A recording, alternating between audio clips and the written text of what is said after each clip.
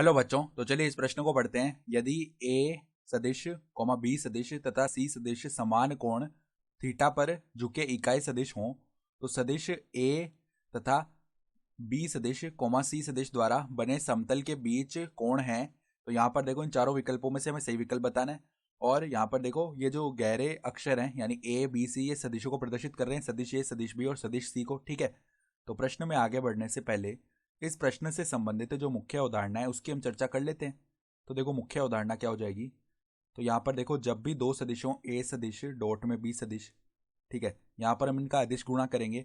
तो मान लो अगर इनके बीच का कोण थीटा हुआ ना, तो ये किसके बराबर आता है, ए सदिश का मापांक, ठीक है, या परिमाण बोल सकते हैं, गुणा में बी सदिश का परिमाण और गुणा में कोस थीटा। ठीक है, तो परिमाण को हम ऐसे भी लिख लेते हैं, केवल ए लिख लिया, बी लिख लिया और कोस थीटा। सही है। तो अब देखो यहाँ पर हमें क्या बताया हुआ है कि ए सदिश बी सदिश और सी सदिश समान कोण थीटा पर झुके हुए इकाई सदिश है। तो अगर ये इकाई सदिश है ना, तो इन तीनों का परिमाण जो है एक के बराबर आ रहा होगा। ठीक है, यानी ए सदिश का मापांक बराबर बी सदिश का मापांक बराबर सी सदिश का मापांक, ये किसके बराबर आ रहा होगा, एक के बराबर। फिर देखो हमें बताया हुआ है कि समान कोण पर झुके हुए हैं और सदिश ए सदिश तथा बी सदिश कॉमा सी सदिश द्वारा बने समतल के बीच का कोण है। तो मान लो बी सदिश कोई ऐसा होगा, सही है, और सी सदिश कुछ ऐसा आ रहा होगा। तो अब इनके समतल में इनका जो समतल बनेगा ना, उसके अंदर एक सदिश हमारे पास में ऐसा भी आएगा। ठीक है, जो कि क्या होगा, यहाँ पर जो त्रिभुज नियम है उससे हम क्या लिख सकते हैं इस सदिश को। देखो यहाँ पर हम क्या कर रहे हैं, देखो इस प्रकार का सदिश आएगा। मान लो ये हमारे पास में क्या हो गया, ये हमारे पास में बी सदिश हो गया। ठीक है, जैसे कि मान लो इस प्रकार का, यहाँ पर ये मान लो हमारा बी सदिश हो गया, ये हमारा मान लो हो गया सी सदिश। ठीक है, तो अब एक सदिश कुछ ऐसा आ रहा होगा जो कि क्या होगा, बी सदिश प्लस में सी सदिश। तो ये इसके समतल में ही तो आएगा। ठीक है, तो हम मान लेते हैं कि इस सदिश के साथ ए सदिश का जो कोण है ना वो अल्फा है, माना अभिष्ट कोण अल्फा है, माना अभिष्ट कोण अल्फा है। तो इस सदिश के साथ जो कोण आएगा ना, वही ए सदिश का समतल के साथ भी कोण आएगा। सही है। तो अब हम देखो हम क्या बोल सकते हैं यहाँ पर, अगर हमने इस कोण को अल्फा बोल दिया है, ठीक है, तो अब देखो हम क्या करते हैं यहाँ पर, कोस अल्फा का अगर मान लिखेंगे ना, तो वो किसके बराबर आएगा। पहले यहाँ पर देखो अगर यहाँ से कोस थीटा निकालते हैं ना, एक बार यहाँ पे देखना, अगर हम यहाँ से कोस थीटा निकालेंगे तो वो किसके बराबर आता है, ए सदिश डॉट बी सदिश बट्टा में ए सदिश का परिमाण गुणा में बी सदिश का परिमाण। ठीक है, तो अब यहाँ पर देखो अगर कोस अल्फा लिखेंगे ना, तो दोनों सदिशों का पहले क्या कर देंगे, अदिश गुणा, यानी ए सदिश डॉट में क्या हो जाएगा, बी सदिश प्लस में सी सदिश।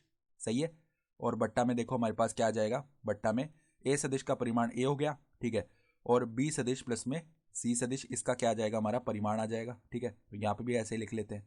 तो अब देखो यहाँ पे ए सदिश को अंदर गुणा कर लेते हैं, तो ए सदिश डॉट में बी सदिश प्लस में क्या आ जाएगा, ए सदिश डॉट में सी सदिश। सही है, तो अब देखो ए सदिश का परिमाण तो एक है। ठीक है, तो ये तो हमारे पास में क्या आ जाएगा, एक आ जाएगा। सही है, तो यहाँ पर ये पद तो पूरा क्या हो गया, एक हो गया।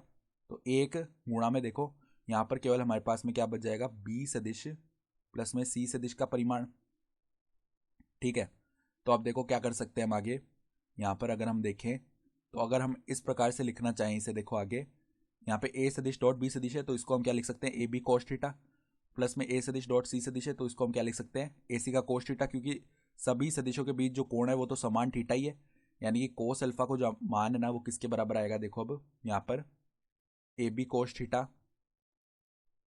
प्लस में ए सी कोस थीटा बट्टा में देखो यहाँ पर बी सदिश प्लस सी सदिश, इसका हमें क्या लिखना है, परिमाण लिखना है। तो अब जरा ध्यान से देखो, अगर हम बी सदिश प्लस में सी सदिश इसके परिमाण का स्क्वायर लिखें तो वो किसके बराबर आता है, देखो पहले बी सदिश के परिमाण का स्क्वायर प्लस में सी सदिश के परिमाण का स्क्वायर और प्लस में क्या आ जाएगा, दो गुणा में बी सदिश डॉट में सी सदिश ये आएगा। सही है, तो अब ध्यान से देखो बी सदिश के परिमाण का स्क्वायर कितना हो जाएगा, एक का स्क्वायर यानी एक आ जाएगा, प्लस में सी सदिश के परिमाण का स्क्वायर यानी एक का स्क्वायर एक आएगा, प्लस में देखो दो गुणा में यहाँ पर बी सदिश का परिमाण गुणा में सी सदिश का परिमाण, गुणा में देखो हमारे पास में इनके बीच का जो कोण है ना वो थीटा है, तो यहाँ पे कोस थीटा आएगा। तो अगर हम बी सदिश प्लस में सी सदिश इसका परिमाण लिखेंगे ना, तो वो किसके बराबर आएगा, वर्गमूल के अंदर यहाँ पे देखो दो प्लस में दो, और यहाँ पर बी सदिश का परिमाण सी सदिश का परिमाण ये भी एक एक है, तो दो प्लस में दो कोस थीटा ही आ गया केवल। ठीक है, तो बट्टा में यहाँ पे देखो क्या आएगा, वर्गमूल के अंदर दो प्लस में दो कोस थीटा। तो अब देखो ऊपर ए सदिश का परिमाण बी सदिश का परिमाण एक है और सी सदिश का परिमाण भी एक है, यानी कि ये तो कोस थीटा प्लस कोस थीटा यानी कि दो कोस थीटा हो गया ऊपर, और यहाँ पे वर्गमूल के अंदर क्या है, 2 प्लस में 2 कोस थीटा। तो अब इसको आगे सरल कर लेते हैं। तो अब देखो कोस अल्फा का मान क्या आएगा हमारा, 2 कोस थीटा बट्टा में देखो अगर हमने वर्गमूल के अंदर 2 को बेनिस्ट लिया तो हमारे पास 1 प्लस में कोस थीटा बन जाएगा।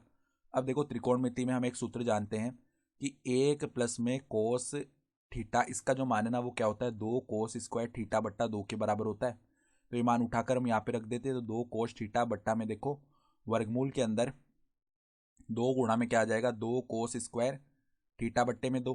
ठीक है, तो 2 कोस थीटा तो है ऊपर, और नीचे देखो 2 तो वर्गमूल के बाहर आ गया, और कोस स्क्वायर थीटा बट्टा 2 के ऊपर वर्गमूल लगा हुआ है, तो यहाँ पे कोस थीटा बट्टा 2 आ जाएगा।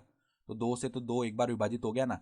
तो अब देखो कोस अल्फा का जो मान है ना वो किसके बराबर आ जाएगा, कोस थीटा बट्टा में कोस थीटा बट्टा 2। तो अगर हमें अल्फा का मान चाहिए तो वो किसके बराबर आएगा, कोस इनवर्स कोस थीटा बट्टा में कोस थीटा बट्टे में 2। ये आ गया। तो यही हमारा अभिष्ट कोण हो जाएगा, यानी कि विकल्प ए जो है ना वो हमारा सही विकल्प आ रहा है। ठीक है, तो आशा करता हूँ कि आपको ये प्रश्न समझ में आया होगा। धन्यवाद।